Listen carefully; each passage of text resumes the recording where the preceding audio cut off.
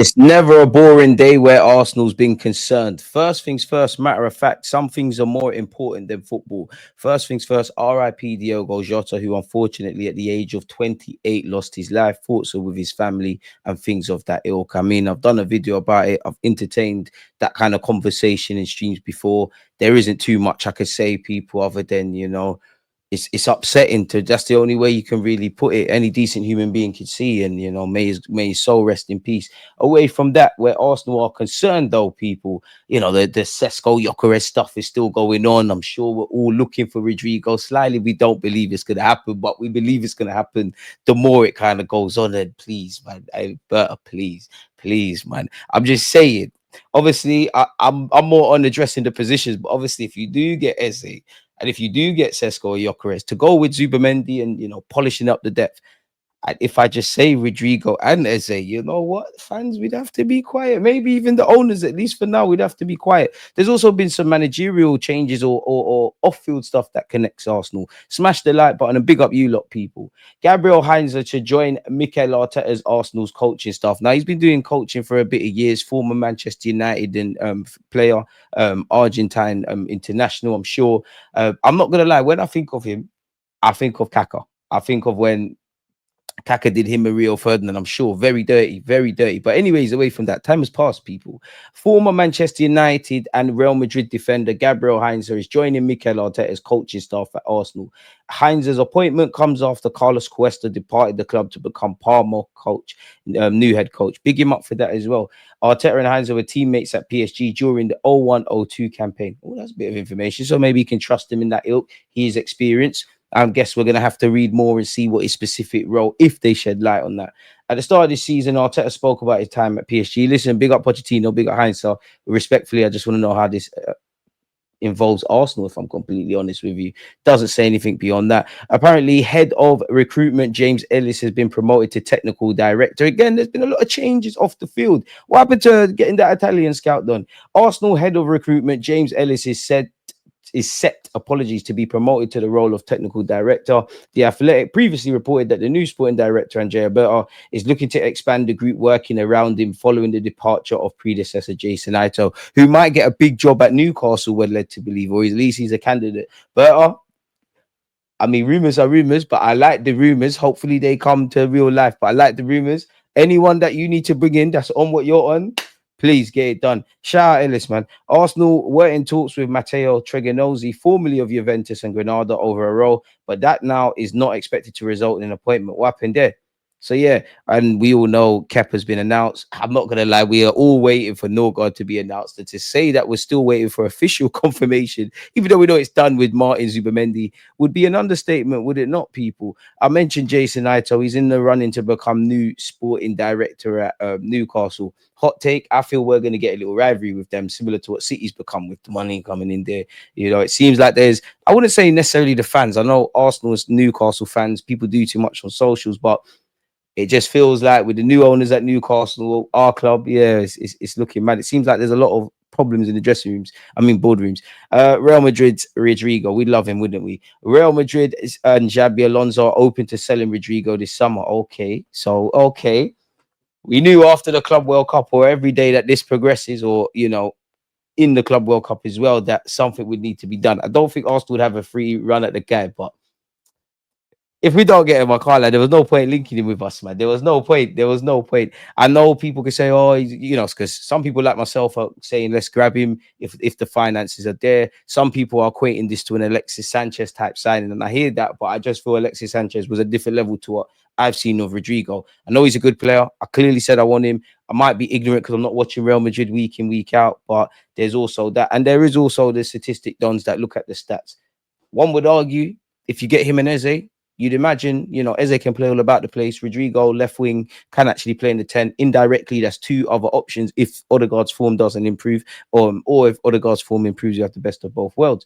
So it'd be nice, man. We all know Rodrigo is struggling for minutes at Real Madrid currently during the Club World Cup. We all know Xabi Alonso has come in. Apparently, the player's father and agent has complained about Rodrigo's situation. We've heard that before. I think we're all aware at this moment. Clearly not happy with his stature in the squad. There's other stars, etc. Xabi Alonso followed on from Carlo Ancelotti. Maybe that would have put a new lease in life for Rodrigo at the moment. Alonso took charge at Real Madrid ahead of the Club World Cup, and at that point, Rodrigo's future appeared undecided. But now, sources at the club speaking anonymously to protect relationships have told the Athletic that Real Madrid and the coach agree the club will not stand in the player's way if a suitable offer is made. Let's get this done. When contacted by the Athletic, Real Madrid said they had no intention of selling the player and expect him to contribute a lot to the team in the future. They're going to say that. Arsenal are one of the clubs monitoring Rodrigo, and the club have held preliminary talks with the players' reps in recent weeks as they are weighing up a move. We've been mentioned as being interested in Anthony Gordon and Nico Williams before. Coaching staff at Arsenal really admire Rodrigo, who they believe could be an option on the left and right of their attack. He has featured in discussions internally since the latter part of last season. Give them the bread, then let's keep it moving. Ben Jacobs has said, Sesko, Gyokeres, who knows, maybe Ollie Watkins, they're all being leveraged against each other. Arsenal want to do one thing, sign either Gyokeres or Sesko at 70 million euros.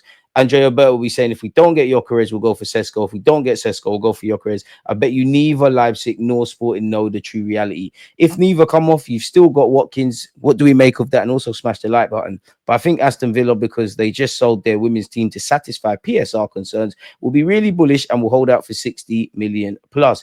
On Eze, he's keen on the Arsenal move. We all know at this moment in time there's a clause. Arsenal make an approach, and I think there's a realistic chance they do bid. The likelihood is they go a bit lower or offer a different kind of structure. The clause is payable in installments, but it's relatively difficult because some of the money goes to the player, some to Palace, and some to his former club, Queen's Park Rangers. The interest became concrete about 10 days ago. Not really, but yeah. Arsenal are serious about Eze. I'm expecting a bid. I'm expecting that bid to be below the release clause, and I'm expecting that bid to be within the next 2 weeks. In that meeting at the weekend, there were senior football people from Arsenal pitching to Eze's camp. This was not just, we like you, we might go for you. This was a discussion about numbers, get it done. He's spoken about Martinelli as well, people, and said there's no information basically as to whether Martinelli would be keen to make a Saudi move. As you don't know, he's been linked with them many a time. We're still linked, according to Fabrizio Romano, with Noni Madueke, and we still remain in contact. He has said, to give you my feeling, when people close to the player continue to meet the club, it means that the player could be open to a potential switch. Would you take Noni Madueke? It doesn't mean Madueke is leaving Chelsea to go to Arsenal. It just means he's opened the door to a potential move to Arsenal. Now it depends what Arsenal want to do. At the moment, there's no official bid. Arsenal, courtesy of Sammy Motbell, Arsenal have genuine interest in Rodrigo, with the belief he could be a game-changing addition to the team. But whether such a transfer is realistic this summer remains to be seen. It's been suggested, BBC Sport, by our well-placed source, that Real Madrid would listen to offers. If Rodrigo was available, he would cost at least 70 million, which after spending on a striker may be too much. Rodrigo would expect to become one of the highest paid players at the club. It's also understood there are some reservations about whether the player could adapt to the physicality of the English football. Bro, just give him the ball, make him do his stuff. Sammy Motbell has said, we've made headway with a potential move for Gyokeres. The player is understood to be very keen to join Arsenal. So do you lot believe, based on kind of a throwaway talking point, that we've got 70 million to play with, give or take? Sesko, do you want to come join us? Or Leipzig, do you want this? Gyokeres, Sporting, what are you lot saying? If not, we might not have Watkins as our first choice, but we keep it moving.